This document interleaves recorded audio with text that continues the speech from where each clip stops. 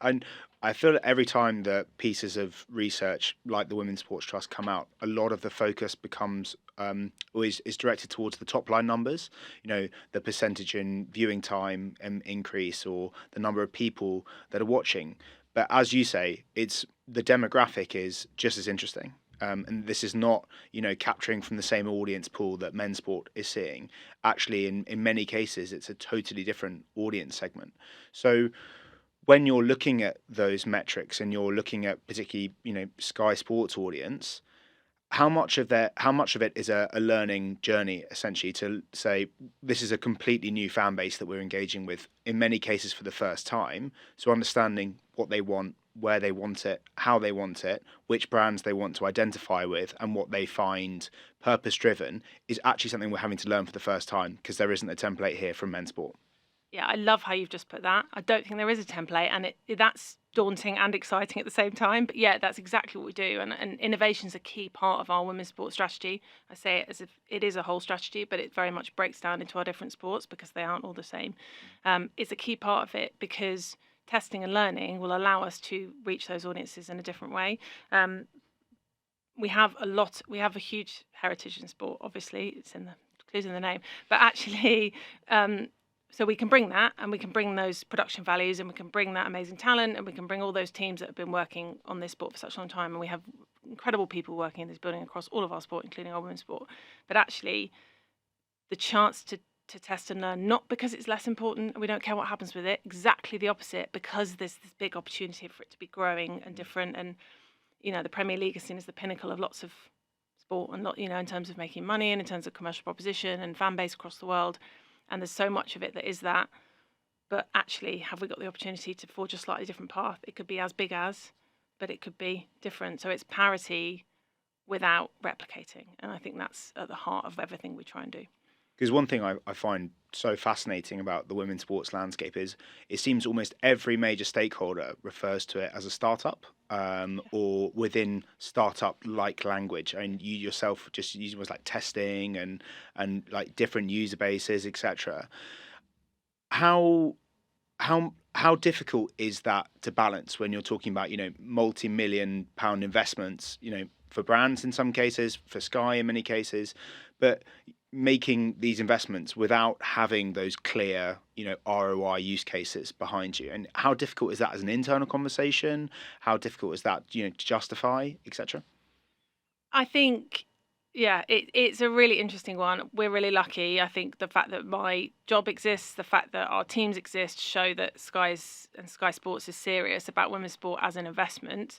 But the lack of roadmap means that we have more challenging, we have challenging conversations around everything because we care about what we come out with. But we have very challenging conversations around what the right thing to do is. And sometimes you end up with a strategy that sort of says, do both, i.e. talk to our core audience, find this new audience, find the platforms, keep trying.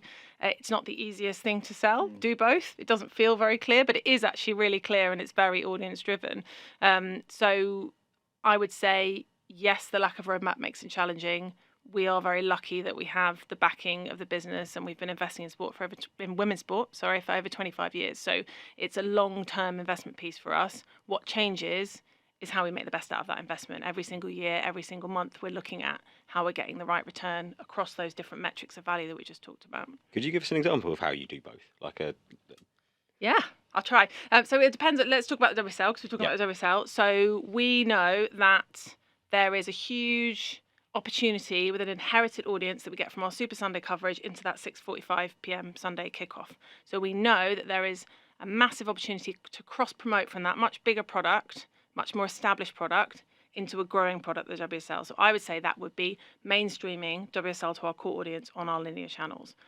But by making sure that we're maximising the promotion across Now, which we do a lot on our digital platforms, and making sure that every game is on Showcase, we are talking to a Sky audience that perhaps is more female or more used to coming for different sports. And then, if you've seen our sort of WSL TikTok channel offering, it is very targeted at the younger female generation, younger female audience, is probably a better way of putting it. But also, we know that we can be not just using different formats, asking different questions, sort of less reverent with the product so that we can talk to them in a way that engages them. And actually the numbers that we see on that platform are much more female than we see on our linear platform. So that's a more platform specific way of doing both. But I think also we are very focused across all of our coverage, including women's sport, of making that product, and it is a product, more accessible to a wider group of people. So we are bringing in talent who we think appeal to the biggest demographic because our opportunity is so wide. I know that like Sky in Germany they've done like vertical broadcast, and done that onto. I think they did it on TikTok and probably a couple of other places as well. Would you consider doing something like that with the WSL, using that, like as you said, that like different talent to anchor it? Vertical broadcast is really interesting, and actually Burnley did a really good one a couple of seasons ago as well with their women's team. We are always looking at new formats, and I think we're also looking at something I think about a lot, and our teams think about a lot, is what do we mean by the boxes that we put talent in? So what does a presenter mean? What does a reporter mean? What does the commentator mean? And actually, where do we want to break the traditional rules of sport? So yes, it's always something we're looking at. And in our partnerships, it's always something we're talking about. Is how can we innovate? So we'll have another WSL innovation game this season. And we're always looking to sort of push the boundaries on what we do and test it out, just like we did with Premier League Juniors and F1 Juniors this year, talking to a younger audience. And that all comes about through those strong relationships with the governing bodies. So yeah, it's always a conversation. For those people who don't know, and like we've got listeners like in the US and stuff, what is the WSL Innovation Game? Oh, yes, sorry. So we do them across all of our different football properties. So there's an EFL innovation game, there's a Premier League innovation game, and essentially it's a chance for us to test out things that we think are going to be exciting in the future with the various clubs and with the various organisations. So it could be miking up refs on the pitch, it could be dressing room cameras, it could be walk and talks in the middle of the pitch at half time. It could be things that we don't normally get to do. To try and show where the game is going, different cameras, different, camera one angles, so that main angle of coverage. So essentially it's a partnership to try and test out new ideas so that we see where we might want to go in the future. Cool. And any of those innovations that are being tested and that are being tried, are there any in the roadmap for this season, and what's coming down the pipeline? We're still talking a lot about how to get closer to the players and how to get closer to the action. We're really sensitive that what we don't want to do, if we're talking about women's sports specifically, is to ask more of female athletes than we would do in terms of actual volume than we would do of their male counterparts. Just because it's up and coming and is a growth opportunity doesn't mean they should have to work twice as hard whilst also trying to focus on being elite athletes. So we're trying to work out where we take those wins. So yes, we are looking at how we get closer in terms of microphone access, in terms of dressing room access, in terms of interviews, to make sure that we can keep telling the stories of those players to this new fan base. So yes, watch this space, I would say.